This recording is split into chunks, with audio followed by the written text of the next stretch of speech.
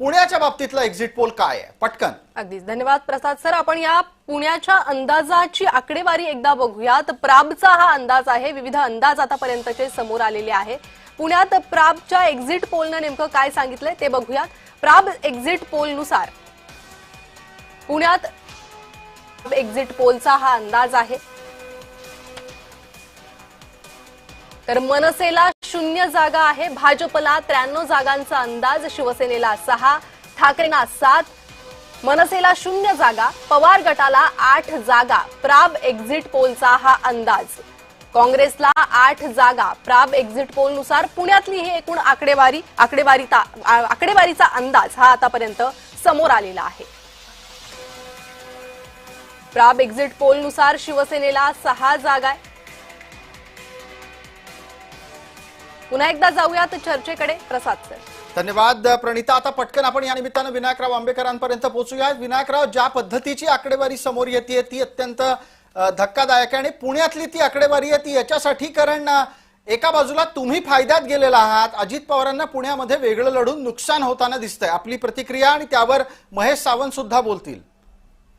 हे होणार होतं आणि ते पुणे महानगरपालिकेमध्ये या 2017 साली भाजप पहिल्यांदा सत्तेवर आला आणि त्यानंतर पुण्याचा जो विकास झाला तो पुणेकरांनी पाहिलेला होता. मग ती पुण्याची मेट्रो असेल, रिंग रोडचं सुरू झालेलं काम असेल, पुण्याजवळचं आंतरराष्ट्रीय विमानतळ असेल, पुण्यामध्ये केलेले 32 फ्लायओव्हर्स असतील, त्यानंतर 24/7 पाणी पुरवठा असेल, अशा सगळ्या योजनांचा परिणाम पुणेकरांनी अनुभवलेला आहे.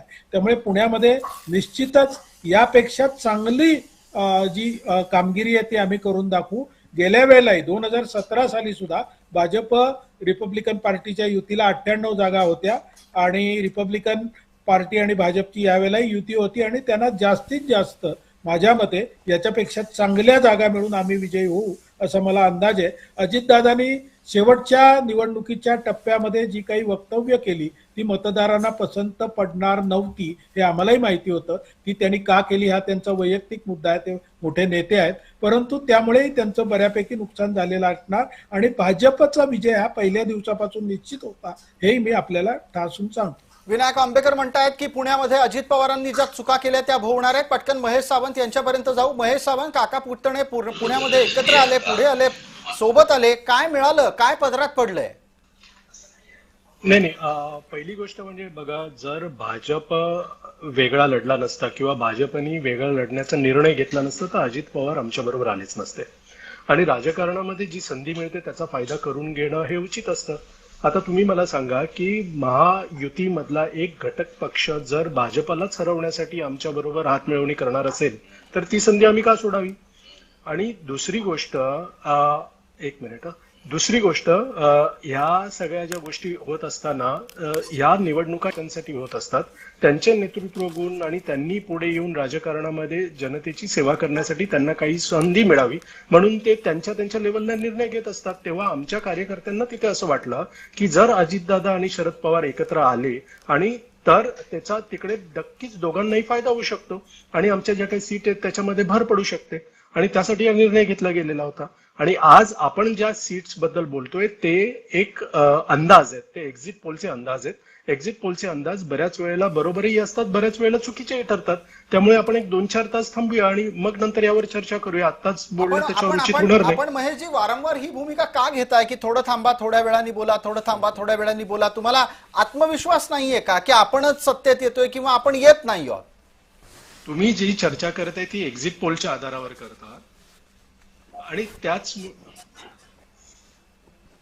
जी महेशजी आपला आवाज जातोय. ठीक आहे. हो, मध्ये काहीतरी डिस्टर्बन्स येतोय मला. हा बोला. मध्ये काहीतरी डिस्टर्बन्स येतोय मला. ठीक आहे, मी दुरुस्त करतो. आमच्या पॅनल प्रोड्युसरचं लक्ष आहे त्या संपूर्ण प्रकरणाकडे. पटकन एकदा विनायकराव आंबेकरांपर्यंत पोहोचायचंय.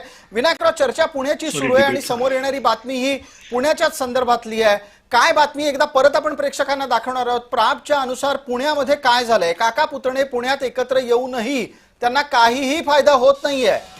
पुण्यात प्रॅबच्या अंदाजाच्या नुसार काय आकडे आहेत त्याची आपण माहिती घेणार आहोत आणि त्याचा तपशील आता आपल्या समोर येतोय, तो मी आपल्याला पटकन वाचून दाखवतोय. पण त्याचबरोबर माझ्यासोबत असलेली सहकारी प्रणिता बोरसे आपल्याला तो वाचून दाखवेल. प्रणिता, आपण सांगू शकताय? जी, प्राब एक्झिट पोल नुसार पवार गटाला 8 जागा आहे. काय म्हणतोय प्राब एक्झिट पोल? भाजपला 93 जागा. प्राब एक्झिट पोल नुसार काँग्रेसला 8 जागा, भाजपला 93 जागांचा अंदाज वर्तवण्यात येतोय. त्यासोबतच शिवसेनेला 6 जागांचा अंदाज प्राब एक्झिट पोलनं वर्तवलाय. ठाकरेंना 7 जागा आहे.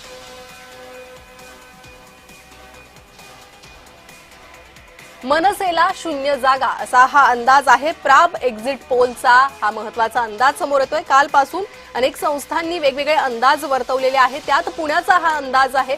पुण्यात पवार काका पुतणे एकत्र आलेले आहे आणि त्यानंतर प्राब एक्झिट पोलचा हा अंदाज, जी आकडेवारी समोर येते त्यानुसार आता पुण्यात पुढे काय समीकरण असतील ते पाहणं महत्वाचं आहे. मात्र भाजपच पुढे दाखवते. 93 जागा या प्राबच्या अंदाजानुसार भाजपला आहे. शिवसेनेला 6 जागा पुण्यात असतील आणि ज्या पुण्यात अजित पवार यांनी ताकद आजमावली, सभा घेतल्या, त्या पुण्यात भाजपला 93 जागा या प्राब एक्झिट पोल नुसार वर्तवण्यात आलेल्या आहे आणि काँग्रेसला तिथे 8 जागा. यावर चर्चेकडे वळणार आहोत. जाते माझे वरिष्ठ सहकारी प्रसाद काथे यांच्याकडे. प्रसाद सर, धन्यवाद प्रणिता या चर्चेसाठी. आणि आता आपण पटकन पुढे जाणार आहोत. आपल्या सोबत असलेल्या विविध मान्यवरांचे